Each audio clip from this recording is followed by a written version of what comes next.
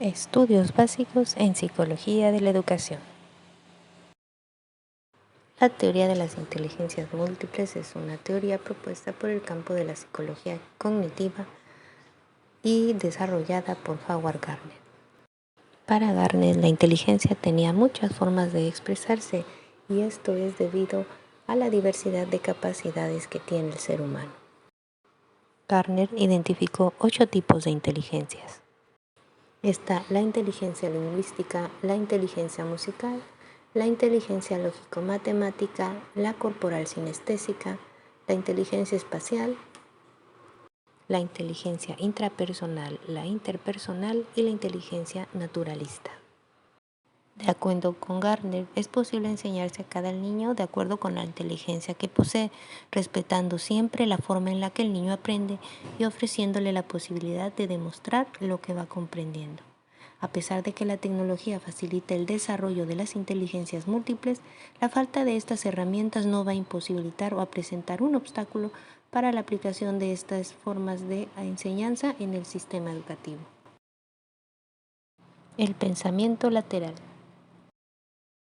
Edward de Bono identifica que además del pensamiento vertical, existe el pensamiento lateral.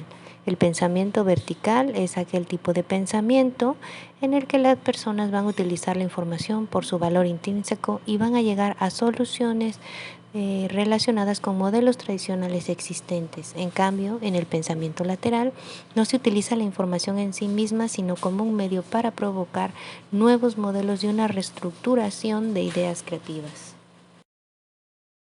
Enseñar a pensar. De Bono decía que se debía de enseñar a pensar a los niños, a las personas en general, que el pensamiento era mucho más que la operación visible de una inteligencia innata. El pensamiento es una habilidad que se aprende y, en definitiva, que todos podemos desarrollar.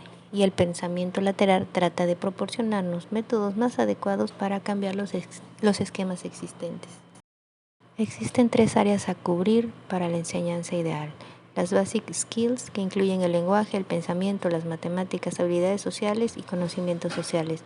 Las Background Studies, que reúnen muchas de las materias tradicionales como geografía, historia, literatura y ciencia. Y por último, las Special Occasional Interest, que pueden ser estudios de negocios, ingeniería, moda, idiomas, etc.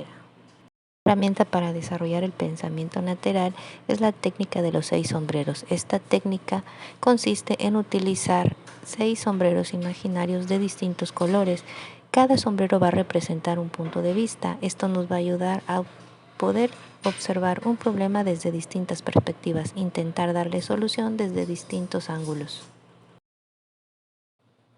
La inteligencia emocional en el ámbito académico. El término inteligencia emocional fue introducido por Salovey y Mayer.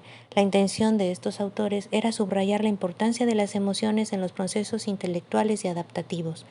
Definieron la inteligencia emocional como la habilidad para monitorear los sentimientos y las emociones propias y las de los demás, para poder discriminar entre ellas y regularlas, utilizando esta información para solucionar problemas.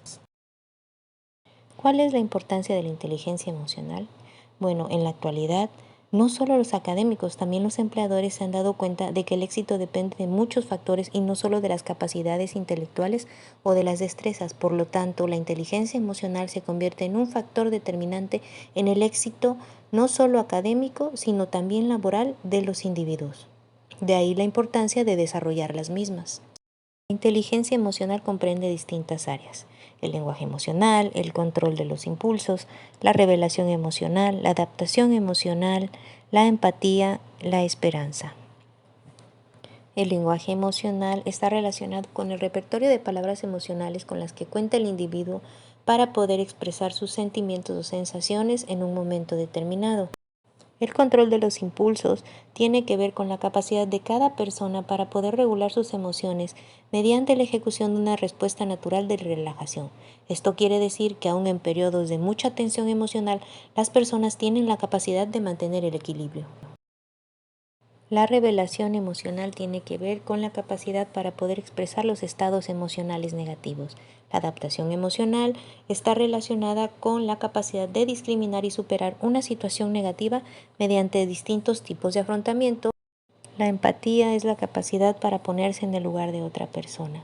Esto no significa que vamos a adoptar el punto de vista del otro, pero sí que vamos a intentar entender las cosas desde su perspectiva.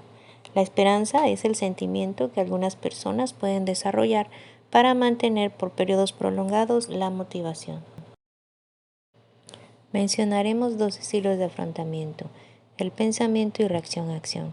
El pensamiento es la utilización de un lenguaje interno para evaluar las acciones propias y las de los demás.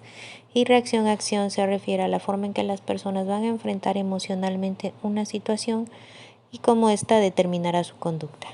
Neurociencias y su importancia en contextos de aprendizaje. La tarea central de las llamadas neurociencias es la de intentar dar una explicación de cómo es que actúan millones de células nerviosas individuales en el encéfalo para poder producir la conducta y cómo, al mismo tiempo, estas células están influidas por el medio ambiente, incluyendo la conducta de los demás individuos. El cerebro como motor del conocimiento. Para el desarrollo del cerebro no solo influye la genética, sino también las experiencias que va teniendo el individuo. Algunos estudios postulan que el cerebro puede seguir su desarrollo más allá de la niñez. La neuropsicología ha hecho grandes aportes a la educación. Uno de ellos es el hecho de poder entender que nuestro cerebro ha evolucionado para ser educado y para educar. También que nuestro cerebro dispone de redes neuronales especializadas que nos van a permitir crear ingeniosas hipótesis sobre cómo opera la mente de otras personas. Las neuronas espejo son un tipo muy específico y particular de neuronas que se van a activar cuando las personas realizan una acción, pero no solo en este momento, sino también cuando la persona observa una acción similar realizada por otro individuo.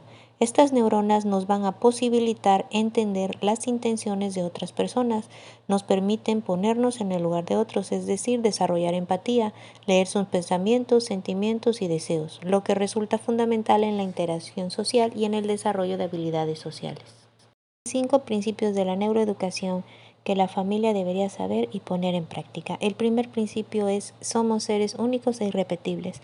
Esto quiere decir que la complejidad del cerebro lo hace único e irrepetible, lo que va a dar como resultado que cada mente sea única. El segundo principio es: influenciar no significa determinar. El cerebro se forma partiendo del material biológico que condiciona la mente, pero lo hace en constante interacción sinérgica con el ambiente, incluso a través de los azares e imponderables con que a menudo la vida nos sorprende. El tercer principio es: antes de nacer preparamos el cerebro. Esto significa que nuestro cerebro comienza a formarse mucho antes de nacer. El cuarto principio es: después de nacer, más y más conexiones. Es decir, aun cuando nuestro cerebro se comienza a formar antes de nacer, continúa su proceso de maduración después del nacimiento y sigue construyéndose y reconstruyéndose a lo largo de la vida. El quinto principio son las ventanas de oportunidad, las 3 grandes etapas. De los 0 a los 3 años es cuando se forma nuestra personalidad y nuestro cerebro está absorbiendo todas las influencias que hay en el ambiente para él. De los 4 a los 11 años el cerebro va madurando, pero cada cerebro madura a un ritmo ligeramente diferente. Por lo tanto, si nosotros queremos sacar el máximo provecho del desarrollo del cerebro, debemos de respetar los ritmos individuales. La última etapa de oportunidad es la adolescencia. El ser humano es la única especie que tiene esta etapa del desarrollo. El cerebro adolescente busca situarse en el mundo. La maduración del control emocional comparten los adolescentes el deseo de romper los límites y saltarse las normas. Es por ello fundamental que se tengan límites previos. Y es así como llegamos a la conclusión de este tema: estudios básicos de psicología en la educación.